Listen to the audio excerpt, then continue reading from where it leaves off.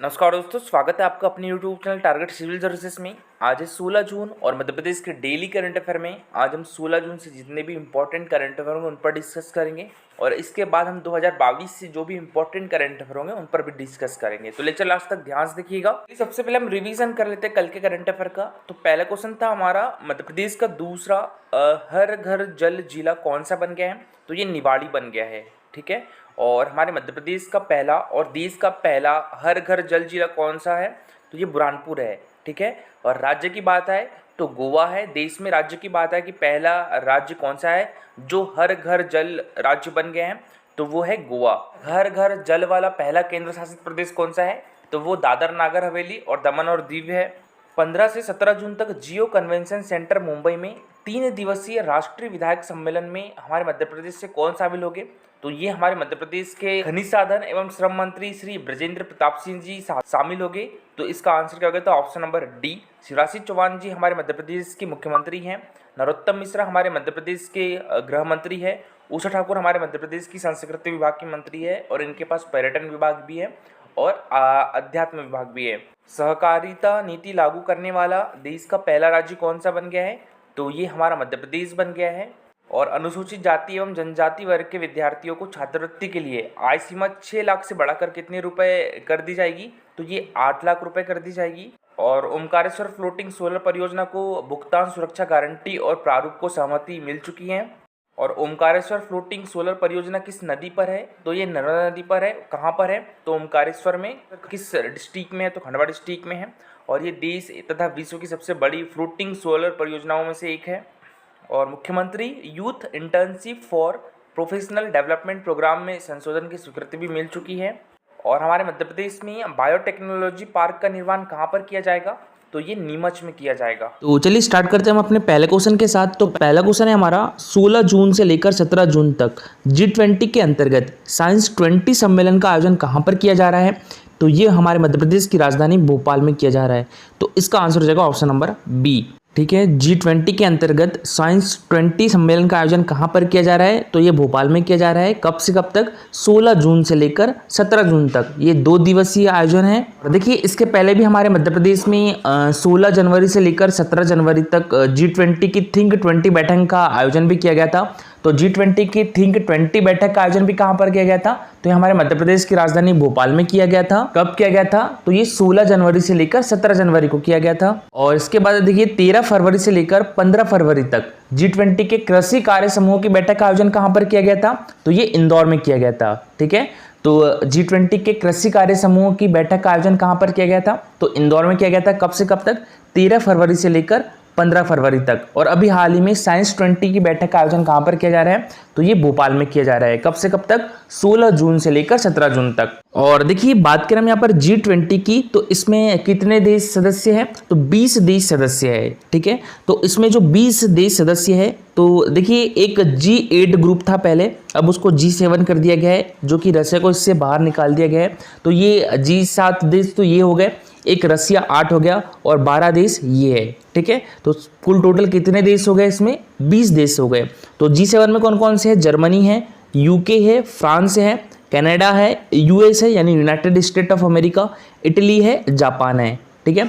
रसिया को 2014 में G8 से अलग कर दिया गया था। और देखिए बाकी देश कौन कौन से? एक तो टर्की है, यूरोपियन यूनियन है और अर्जेंटीना है, ब्राज़ील है, साउथ कोरिया है, मैक्सिको है, चाइना है, इंडोनेशिया है, सऊदी अरेबिया है और ऑस्ट्रेलिया है और हमारा देश इंडिया है और एक साउथ अफ्रीका है। अच्छा, G20 की स्थापना कब की गई थी? तो ये 1999 में की गई थी। 1999 में G20 की स्थापना की गई थी। और देखिए जो G20 का उद्देश्य है, ये मध्यम आय वाले देशों को शामिल करके वैश्विक वित्तीय स्थिरता को सुरक्षित करना है। और देखिए G20 का वैश्विक प्रभाव क्या है? तो जो G20 की GDP है, ये पूरे विश्व की 50% GDP है। और G20 की जो जनसंख्या है वो 66% है, यानी विश्व की जनसंख्या का 2/3 जो है वो G20 देशों में ही आ जाती है।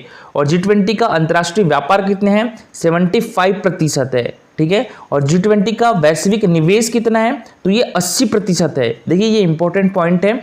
और क्षेत्रफल, विश्व के क्षेत्रफल का 60% जो है वो G20 में आता है। G20 की अध्यक्षता किस देश के द्वारा की जा रही है, तो ये इंडिया के द्वारा की जा रही है। देखिए G20 अंतर्गत साइंस 20 का 2 दिवसीय सम्मेलन 16 एवं 17 जून को भोपाल के ताज होटल में होगा। और सम्मेलन की जो थीम है connecting science to society and culture है। सम्मेलन की अध्यक्षता भारतीय राष्ट्रीय विज्ञान एकेडमी के अध्यक्ष प्रोफेसर आशुतोष शर्मा करेंगे। और देखिए यहाँ पर भारतीय राष्ट्रीय विज्ञान एकेडमी के बारे में भी जान लीजिए। जो इसकी स्थापना है वो 1935 में हुई थी, ठीक है। और इसके अभी अध्यक्ष कौन है, तो ये प्रोफेसर आशुतोष शर्मा है। इसका मुख्यालय कहाँ पर है, तो ये न्यू दिल्ली में है। और साइंस 20 G20 का एक साइंस एंगेजमेंट वर्टिकल है, जिसे वर्ष 2017 में जर्मनी की अध्यक्षता के दौरान स्थापित किया गया था। इसमें सभी G20 देशों की वैज्ञानिक अकादमी शामिल है।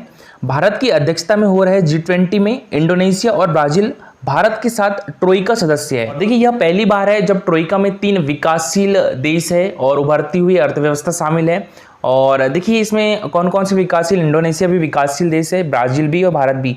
अच्छा, ट्रोइका होता क्या है, तो देखिए G20 के जो भीतर शीर्ष समूह को संदर्भित करता है, जिसमें जो प्रेजेंट में जो इसका अध्यक्ष है और पिछले साल जो इसकी अध्यक्षता की जिस देश के द्वारा की गई थी और अगले साल जिस देश के द्वारा इसकी अध्यक्षता की जाएगी, है ना। तो पिछले बार इसकी अध्यक्षता किसके द्वारा की गई थी, तो ये इंडोनेशिया के द्वारा की गई थी, ठीक है।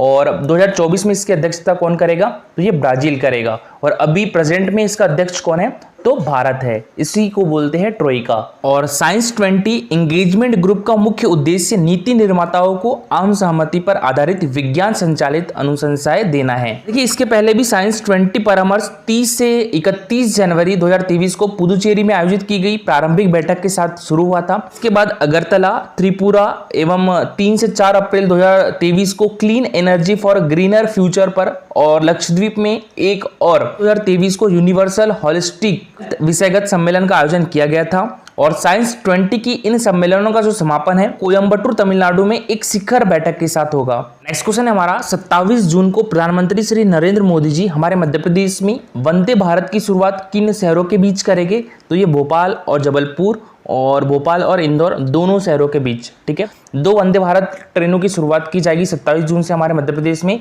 और ये शुरुआत किसके द्वारा की जाएगी, तो ये हमारे देश के प्राइम मिनिस्टर नरेंद्र मोदी जी करेंगे।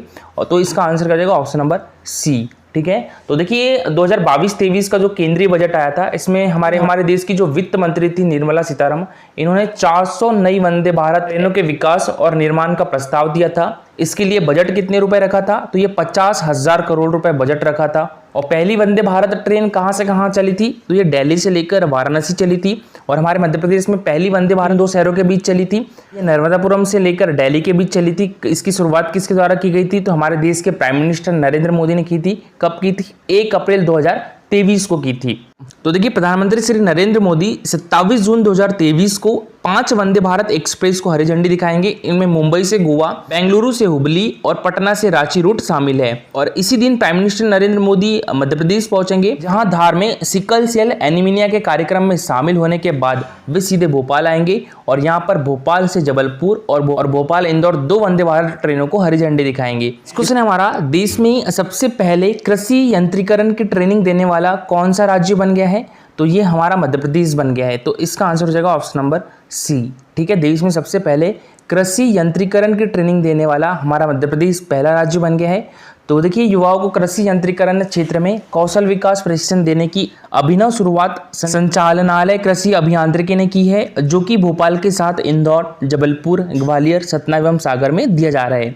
इसमें कृषि अभियांत्रिकी संचालनालय के साथ देश की प्रमुख ट्रैक्टर कंपनियों जैसे महिंद्रा, आइसर, न्यू हॉलैंड के साथ ही हार्वेस्टर निर्माता स्वराज कंपनी से करार हुआ है। और इसके तहत युवाओं को पूरी तरह से निःशुल्क आवासीय प्रशिक्षण दिलवाया जा रहा है। और चलिए अब एक नजर 2022 के जो मध्य प्रदेश करंट अफेयर उन पर डाल लेते हैं। तो देखिए एशिया का सबसे बड़ा जो मीठे पानी का जलाशय है, ये किस परियोजना से तैयार हुआ है, तो ये इंदिरा सागर परियोजना से तैयार हुआ है, ठीक है। तो इसका आंसर कर जाएगा ऑप्शन नंबर बी। और बात करें गांधी सागर परियोजना की, तो ये चंबल नदी पर है।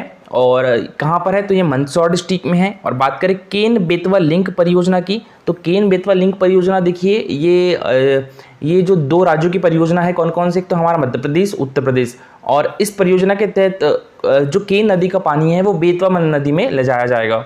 बात करें हम यहाँ पर इंदिरा सागर बांध की, तो ये हमारे मध्य प्रदेश में एक बहुउद्देशीय परियोजना है और यह नर्मदा नदी पर बनाया गया था जो मध्य भारत से पश्चिमी भारत में बहती है। परियोजना की जो आधारशिला है तो हमारे भारत के तत्कालीन प्रधानमंत्री द्वारा 1984 में रखी गई थी और उस टाइम हमारे देश के प्राइम मिनिस्टर कौन थी, तो ये इंदिरा गांधी थी। और मुख्य बांध का जो निर्माण है वो 1992 में 2003 में पूरा हो गया था और वर्ष 2005 में चालू किया गया था। इंदिरा सागर परियोजना मध्य प्रदेश के खंडवा और खरगोन जिलों में 1230 वर्ग किलोमीटर भूमि में सिंचाई प्रदान करती है और इंदिरा सागर परियोजना स्थापित क्षमता 8 यूनिट है 125 मेगावाट की, तो ऐसे लगभग 1000 मेगावाट बिजली का उत्पादन करती है। मध्य प्रदेश के किस हॉस्पिटल में जीनो सीक्वेंसिंग जांच की जाती है, तो ये एम्स भोपाल में। एम्स भोपाल की स्थापना 2012 में हुई थी। इसके निदेशक कौन है, सरमन सिंह हैं। और देखिए अमरकंटक थर्मल पावर प्लांट ये कहाँ पर है, ये चचाई में है और चचाई हमारे मध्य प्रदेश के अनूपपुर डिस्ट्रिक्ट में है। तो यहाँ पर 4,665 करोड़ रुपए की लागत से कितने मेगावाट के पावर प्लांट की स्थापना की जाएगी, तो ये 660 मेगावाट की। तो इसका आंसर हो जाएगा ऑप्शन नंबर सी। कि अभी हाल ही में जो अध्यात्म विभाग है इसका नाम क्या कर दिया गया है, तो ये धार्मिक न्यास एवं धर्मस्व विभाग कर दिया गया है और इसकी मंत्री कौन है, तो ये है उषा ठाकुर। और उषा ठाकुर के पास ही संस्कृति विभाग भी है और पर्यटन विभाग भी है। और देखिए नेशनल करंट अफेयर की बात करें तो नेशनल करंट अफेयर में पहला क्वेश्चन है, अंडर 20 फुटबॉल विश्व कप 2023 की विजेता टीम कौन सी रही है, तो ये उरुग्वे रही है। और किसको हराया है, तो इटली को हराया है। और देखिए फीफा वर्ल्ड कप की बात करें तो फीफा वर्ल्ड कप 2022 में की विजेता टीम कौन सी रही थी, तो वो अर्जेंटीना रही थी। किसे हराया था, फ्रांस को हराया था। ठीक है, हाल ही में भारतीय नौसेना ने कौन सा युद्धपोत लॉन्च किया है, तो भारतीय नौसेना का चौथा सर्वे वेसल लॉन्च जिसका नाम संशोधक है, जो 13 जून को चेन्नई के कट्टपल्ली में लॉन्च किया गया है। और संशोधक जहाज जिसका अर्थ शोधकर्ता होता है। पहला हिंदू अमेरिकन सम्मेलन कहां पर संपन्न हुआ है, तो अमेरिका सत्ता का केंद्र माने जाने वाला कैपिटल हिल में 14 जून को पहली बार हिंदू अमेरिकी शिखर सम्मेलन हुआ और इसका मकसद अमेरिका में रहने वाले हिंदुओं की दिक्कतों की तरफ अमेरिका के कानून निर्माताओं का ध्यान आकर्षित करना है। और फोर्ब्स की नवीनतम ग्लोबल 2000 सूची में रिलायंस इंडस्ट्री किस स्थान पर रही है, तो रिलायंस इंडस्ट्री लिमिटेड विश्व भर में सार्वजनिक कंपनियों की फोर्ब्स की नवीनतम ग्लोबल 2000 सूची में 45वें स्थान पर पहुंच गई है। और फोर्ब्स की इस सूची में 55 भारतीय कंपनियां शामिल है। और देखिए कल का हमारा क्वेश्चन था, कौन सा मिलान सही नहीं है, रानेह जलप्रपात केन नदी पर है, ये छतरपुर डिस्ट्रिक्ट में है। और कपिल धारा जलप्रपात ये नर्मदा नदी पर है और कहाँ पर है, तो ये अनूपपुर डिस्ट्रिक्ट में है और यहीं से नर्मदा नदी का उद्गम स्थल भी है अमरकंटक से। और चचाई जलप्रपात ये बीड़ल नदी पर है, तो ये भी सही है। और किस डिस्ट्रिक्ट में है, तो रीवा डिस्ट्रिक्ट में है। और पातालपानी जलप्रपात ये गलत है, ये शिप्रा नदी पर नहीं है, ये चोरल नदी पर है। इसका आंसर क्या जाएगा, ऑप्शन नंबर डी। देखिए आज के लिए आपका क्वेश्चन है, मध्य प्रदेश का सबसे ऊंचा बांध कौन सा है, इंदिरा सागर बांध, गांधी सागर बांध, बैरक बांध या इनमें से कोई नहीं। तो इसका आंसर पूरा डिटेल में दीजिएगा। और देखिए ये है हमारा Telegram channel target civil services, तो इस पर डेली क्विजेस होते हैं, तो इसमें आप भी पार्टिसिपेट कर सकते हो। टेलीग्राम चैनल की लिंक आपको हमारे वीडियो के डिस्क्रिप्शन बॉक्स में मिल जाएगी। दोस्तों लेक्चर अच्छा लगा हो तो लाइक और शेयर जरूर करिएगा। अगर आप इस चैनल पर नए हो तो सब्सक्राइब भी कर लीजिए। Thank you so much for watching this video.